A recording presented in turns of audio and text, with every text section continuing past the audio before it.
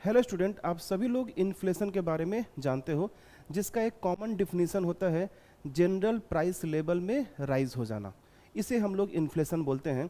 लेकिन इन्फ्लेशन के साथ साथ कुछ इसके एसोसिएटेड टर्म है जो इसके साथ जुड़े होते हैं, जैसे कि डिसइन्फ्लेशन, री इन्फ्लेशन, डीफ्लेशन, स्क्यू इन्फ्लेशन। तो ये सेशन में हम लोग इसको समझते हैं कि इन सब टर्म को हम लोग कैसे डिफाइन करेंगे, ये सब एक्चुअल में होता क्या है।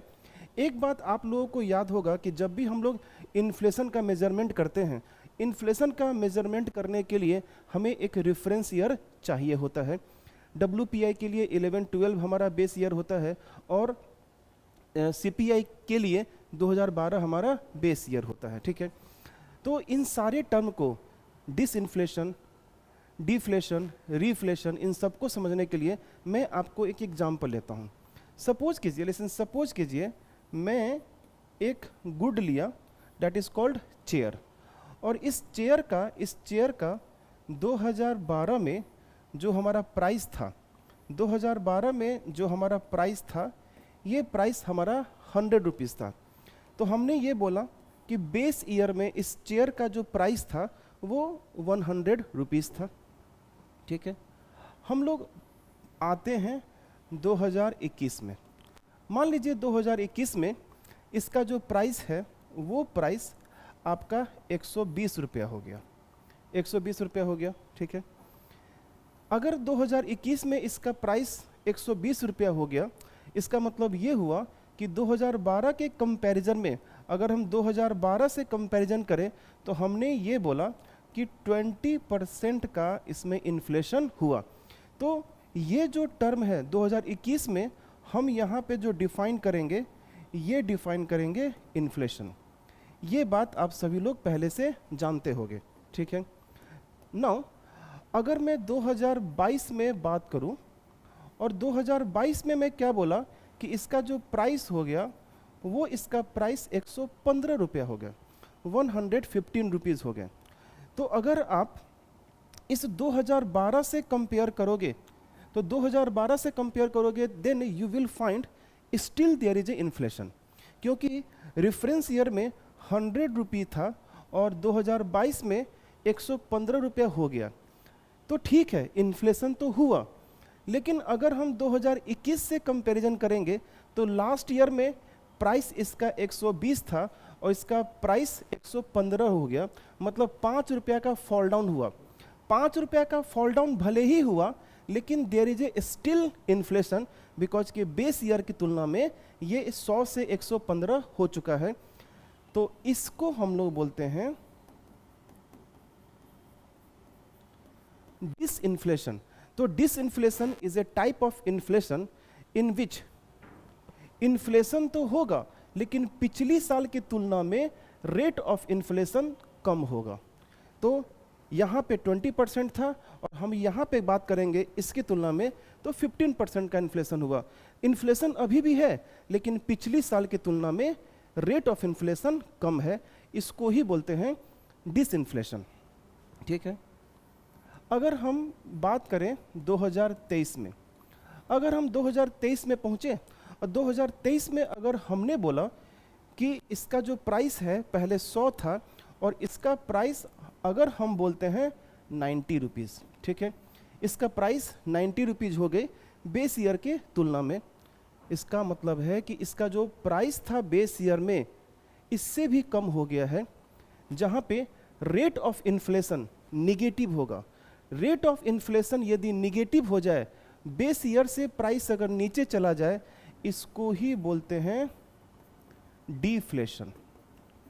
किसी भी इकोनॉमी के लिए डिफ्लेशन कभी भी एक्सेप्टेबल नहीं है। आप बोलोगे प्राइस कम हो जाना अच्छी बात तो है, इसके लिए मैं अलग से वीडियो बनाऊंगा। डिफ्लेशन कभी भी किसी इकोनॉमी के लिए अच्छा नहीं है। उर्जित पटेल की जो कमेटी बनी थी 2013 में और 2014 में जो रिपोर्ट आई थी, that is called inflation targeting, उस इन्फ्लेशन टारगेटिंग में कहा गया कि इंडिया के लिए जो स्टैंडर्ड इन्फ्लेशन रेट होना चाहिए वो इन्फ्लेशन रेट 4% ±2% होना चाहिए। इन्फ्लेशन होना चाहिए, इन्फ्लेशन बहुत ज़्यादा नहीं होना चाहिए, बहुत कम भी नहीं होना चाहिए। ये डिपेंड करता है लॉन्ग टर्म या फिर शॉर्ट टर्म पे। उसके लिए मैं अलग से सेशन बनाऊंगा। इसको बोलते हैं डिफ्लेशन, जब आपका रेट ऑफ इन्फ्लेशन नेगेटिव हो जाए। ठीक है, अगर हम लोग थोड़ा सा आगे बढ़ते हैं, अगर हम बात करेंगे 2024 में, ठीक है, या फिर हम लेते हैं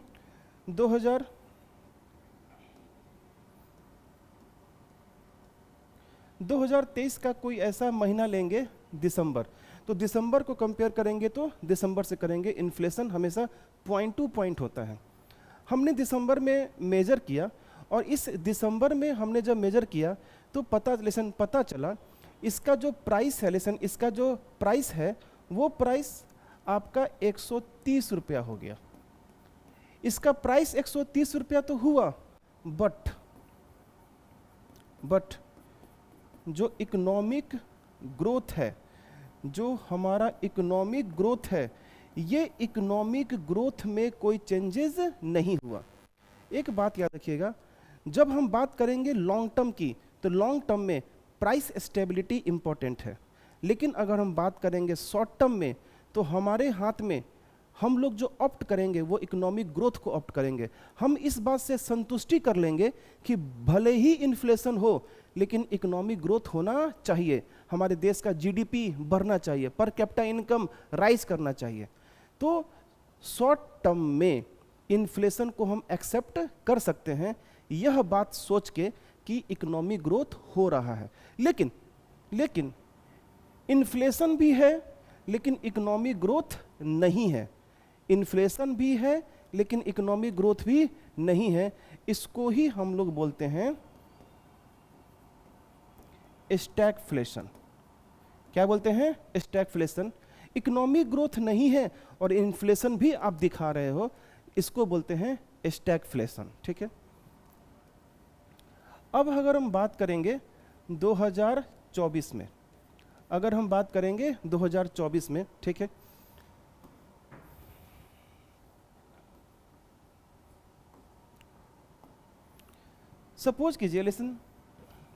सपोज कीजिए कि जो हमारा प्राइस है 2024 में, जो हमारा प्राइस है वो 2024 में जो हमारा प्राइस मान के चलो 90 रुपया हो गया। ठीक है, 2024 में अगर हमारा प्राइस 90 रुपया हो गया तो आप लोग बोलोगे कि sir this is called deflation. अच्छी बात है कि sir negative rate of inflation होगा तो हम लोग इसको बोलते हैं डिफ्लेशन। ठीक है, हो गया।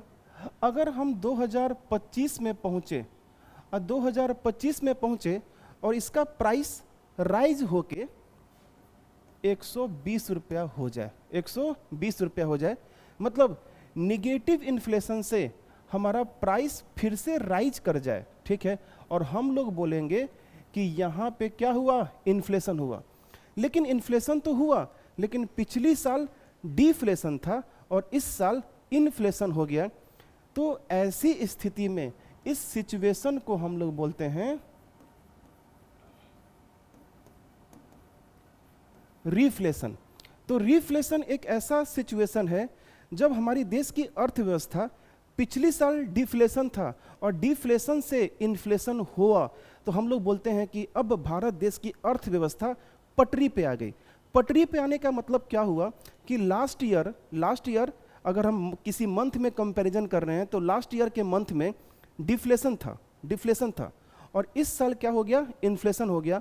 तो हम लोग बोलते हैं कि हमारे देश की जो अर्थव्यवस्था है वो वापस से पटरी पे आ गई। ठीक है, जब वापस से पटरी पे आ गई, इकोनॉमी अब फिर से दौड़ने लग गई, इसको ही बोलते हैं रिफ्लेशन। तो आई होप सो कि आपको रिफ्लेशन समझ में आ गया होगा।